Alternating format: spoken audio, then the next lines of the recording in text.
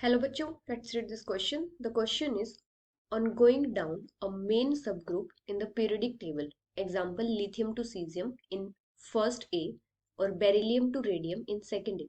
The expected trend of changes in atomic radius is and the options are continuous increase, continuous decrease, periodic one and increase followed by a decrease, decrease followed by increase. तो यहाँ पे हमारा की concept क्या होगा?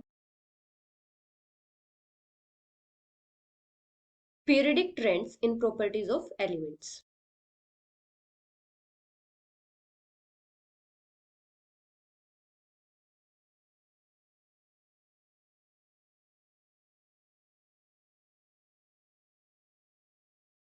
अभी अगर हम बात करें एटॉमिक रेडियस की,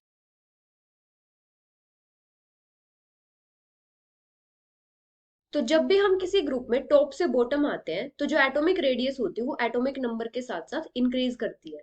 मतलब जैसे जैसे एटॉमिक नंबर इंक्रीज करेगा एटॉमिक रेडियस इंक्रीज करेगी।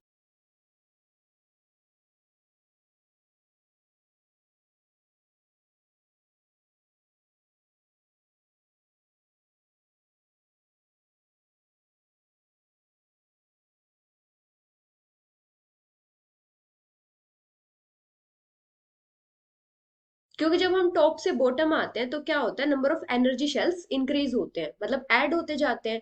और वो जो एक्स्ट्रा एनर्जी शेल्स होते हैं वो क्या करते हैं, जो इंक्रीज न्यूक्लियर चार्ज होता है उसके इफेक्ट को आउटवे कर देते हैं।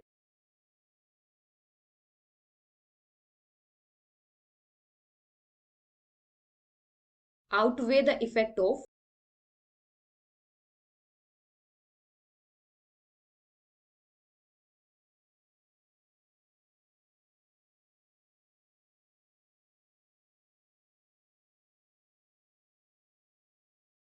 इसकी वजह से क्या होता है, न्यूक्लियर का आउटर इलेक्ट्रॉन्स के ऊपर होल्ड कम हो जाता है और जो इलेक्ट्रॉन क्लाउड होता है वो एक्सपेंड हो जाता है और साइज क्या होता है, इंक्रीज होता है। तो जब हम टॉप से बॉटम आते हैं ग्रुप में तो जो एटॉमिक रेडियस होती है वो क्या होती है, इंक्रीज होती है। अगर हम किसी पीरियड में लेफ्ट से राइट जाते हैं तो वहां पे क्या होता है, जैसे जैसे एटॉमिक नंबर इंक्रीज करेगा तो नंबर ऑफ इलेक्ट्रॉन्स इंक्रीज होते जाएंगे और जो इफेक्टिव न्यूक्लियर चार्ज है वो भी इंक्रीज होता जाएगा। लेकिन जो एनर्जी शेल होता है वो सेम रहता है, मतलब इलेक्ट्रॉन सेम एनर्जी शेल में ऐड होते जाते हैं। इसकी वजह से क्या होता है, जो इलेक्ट्रॉन क्लाउड होता है वो कॉन्ट्रैक्ट हो जाता है, मतलब न्यूक्लियस का इलेक्ट्रॉन्स के ऊपर होल्ड ज्यादा होता है तो एटॉमिक रेडियस जो होती है वो लेफ्ट से राइट जाते हैं तो कम होती है।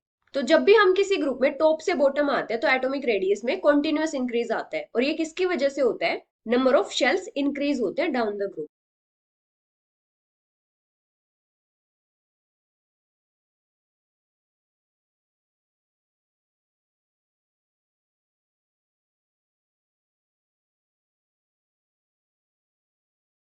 कॉन्टिन्यूस इंक्रीज होता है एटॉमिक रेडियस में।